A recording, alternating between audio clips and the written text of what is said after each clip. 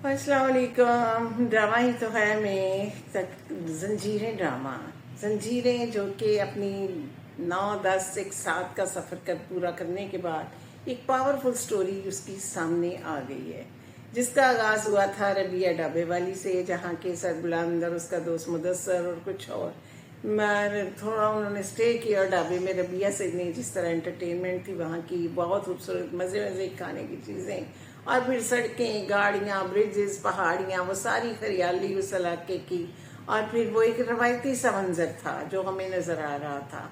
लेकिन रफ्ता रफ्ता जब कहाँ एपिसोड नंबर 10 तक हम पहुँचे, तो कहानी की जो हकीकत थी वो सामने आ गई। इंसानी मुख्तलिफ रवैये थे वो सामने आ गए कि किस तरह बीजान ने वो जो एक रवैया उनके अंदर था, जो वो अपनी बर्दाश्त न जब्त कह लें, या जो होता है सतीले और सगे रिश्तों में, कि वो अपने सोकन के बेटे को, तोसम को, अब वो अपनी शफकत या मोहब्बत का थोड़ा भी रवैया ना दिखा सकी। और तोसम जो एक जहरीला और एक इंतकामी इंसान बन गया, कि जो अपना जो चाहता है वो करना चाहता है, वो पाने के लिए घटिया से घटिया दर्जे तक भी जा सकता है।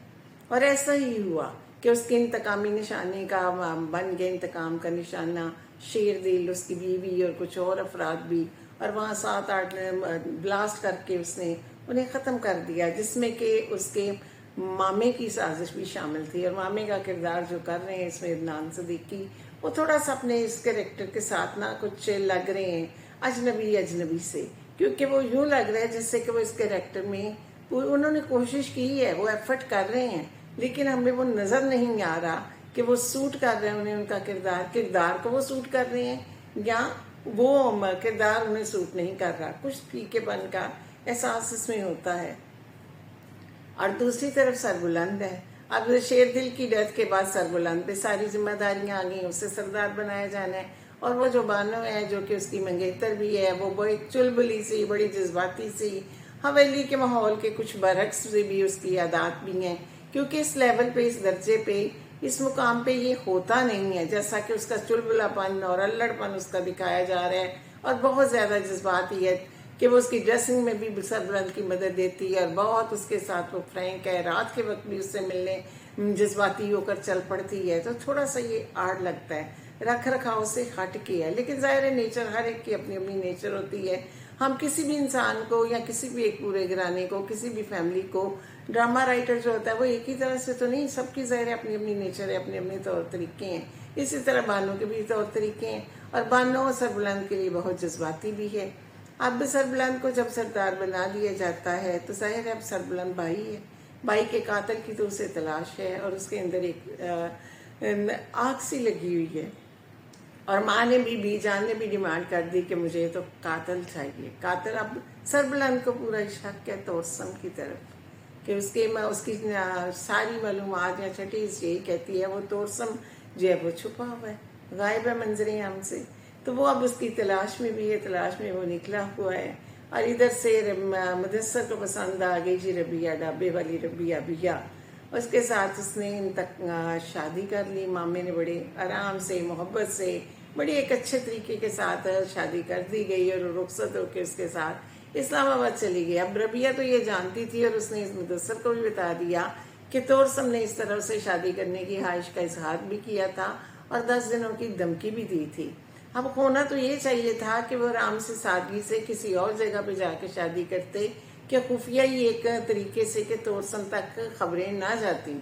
लेकिन जब तोरसम को होश आया, वो शेर दिल को ख़त्म करने के बाद, कि भी उसे रबिया को भी हासिल करना है, तो उसे पता चल गया एक बच्चे के जरिए से कि भी शादी होगी है, वो इस्लामाबाद चले गए हैं। और तोरसम के पास देखें, पता नहीं वो था, वो अलादीन का चिराग था उसके पास, या वो कितना वो उसकी थी इंफॉर्मेशन, कि वो आराम से सीधे स्वभाव से इस्लामाबाद तक भी जा पहुंचा। और इस्लामाबाद में जहाँ पे कि वो उसने मुदस्सर उसको शॉपिंग करवाने के लिए, कि रबिया का बर्थडे था, तो उसे शॉपिंग करवा रहा था कि अच्छे तरीके से शॉपिंग की जाए, कि और सेलिब्रेट किया जाए उसके बर्थडे को। उनके तो रिश्तों को भी ये खबर नहीं थी कि ये दिन उनके साथ कौन सा इन्हें मंजर दिखा देगा।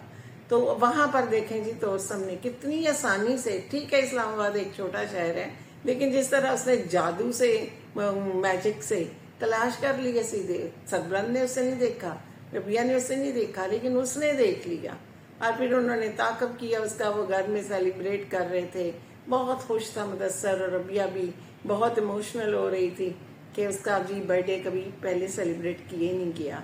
अब इस ड्रामे में हमने ये भी देखा कि रबिया ने बड़ी जड़ी बूटियों से इलाज करना, और वो किस तरह से जी सब्जियां घर में उगा लेती थी। बहुत से एपिसोड में वो सारी चीज़ें भी दिखाई, बड़ी एक सलीकामंद सी वो दिखाई गई कि वो बहुत सलीकामंद है, और वो उसे बहुत ज़्यादा इन्फॉर्मेशन भी है। हालांकि वो छोटे से इलाके से तल्लक रखती है, इतनी एजुकेटेड भी नहीं है, एफ तक उसने पढ़ा हुआ है, लेकिन उसके पास इन्फॉर्मेशन भी है, और वो बहुत अच्छी कुक भी है।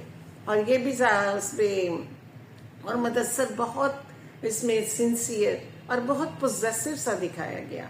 ड्रामा में अब तक के तजर्बे में हमने ये देखा है कि जो कैरेक्टर किसी के बारे में बहुत पोजेसिव दिखाए जाते हैं, तो नाजरीन को ना, ये ऑडियंस को ये जान लेना चाहिए कि ये जितने पोजेसिव दिखाए जा रहे हैं, सिंसियर दिखाए जा रहे हैं, तो इनका यकीनन कोई ट्रेजेडी होना है। और ऐसा ही हुआ।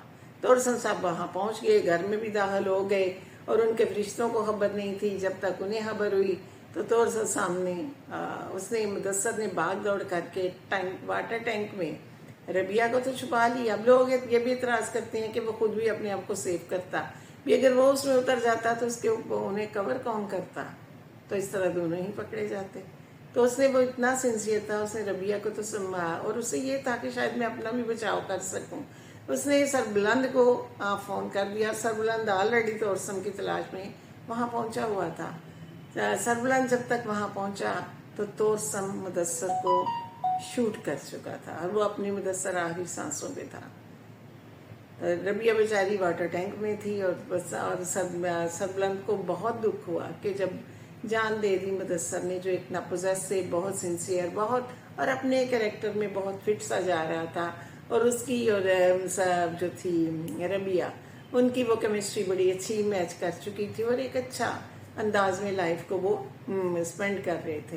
तो अब सरबुलंद के दिल को ये भी चोट लगी कि वो उसका बहुत करीबी दोस्त था। इधर बानो को बेला फुसला कर जब सरबुलंद ने ज़ाहिर सरदारी संभाल ली, उसकी अपनी मसरूफियात थी, तो बानो साहबा जो थी वो यूनिवर्सिटी, उसने कहा कि ज्वाइन कर लो, वहाँ आ गई। लेकिन उसका वहाँ दिल नहीं लगा। उठ पटांग वो ख्वाब देखती है, सरबुलंद की तरफ से उसे परेशानी रहती है। उसका रोल इसी तरह का एक जज्बाती सी लड़की, इमोशनल सी, जो कि सरबुलंद के दीवानी सी है। तो वह इनकार करती है, मुझे ले जाओ, मुझे यहाँ नहीं रहना। और सरबुलंद ने उसे भी वहाँ से पिक किया कि चले इसे भी गाँव पहुँचा दिया जाए। वहाँ उसने उसे पहुँचा दिया। और रास्ते में जब वो जा रहे थे तो वो एक जिप्सी सी है वहाँ, तो वो बैठे जो होते हैं ये खाना बदोश, तो उसने उसे उसका हाथ देखा और उसे कुछ ऐसी नेगेटिव सी बात बता दी। उससे भी उसके बहुत वो इमोशनल हुई कि पता नहीं ये क्या उसके साथ हो जाना है। ऑलरेडी वो सरबुलंद की तरफ से ना, जब से वो सरदार बना है तो वो थोड़ी परेशानी का शिकार है।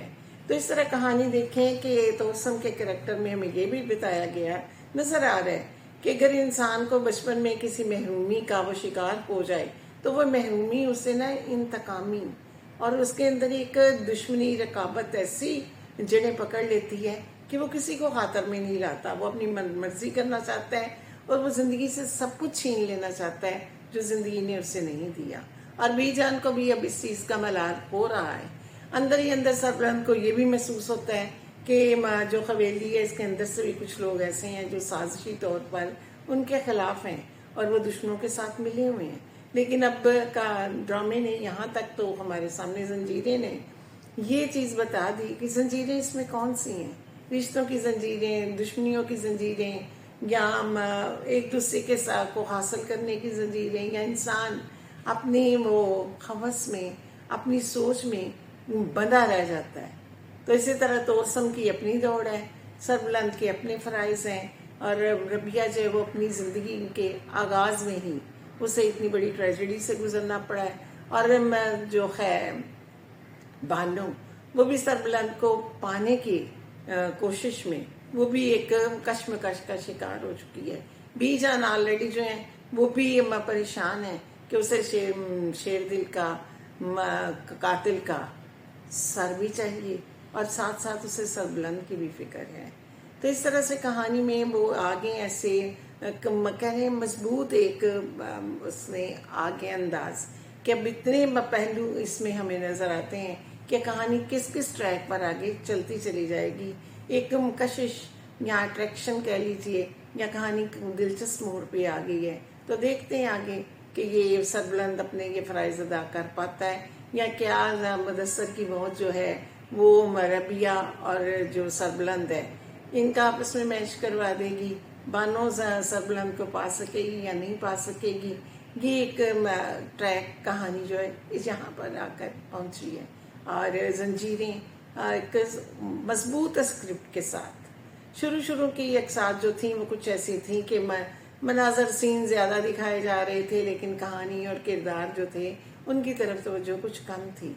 लेकिन अब सारे किरदार अपनी असली सूरत में अपने अपने उनके दायरे में कि वो किन जंजीरों से बंधे हुए हैं। हर शख्स अपने अपने एहसास की, अपनी अपनी सोच की, अपनी अपनी प्लानिंग की जंजीर में बंधा हुआ है कि वो क्या चाहता है, उसे क्या करना है और हालात का क्या तकाजा है, और वह अपनी हिरस अपनी हवस को पूरी करने के लिए या ख्वाहिश की तकमील के लिए वो किस हद तक जा सकता है।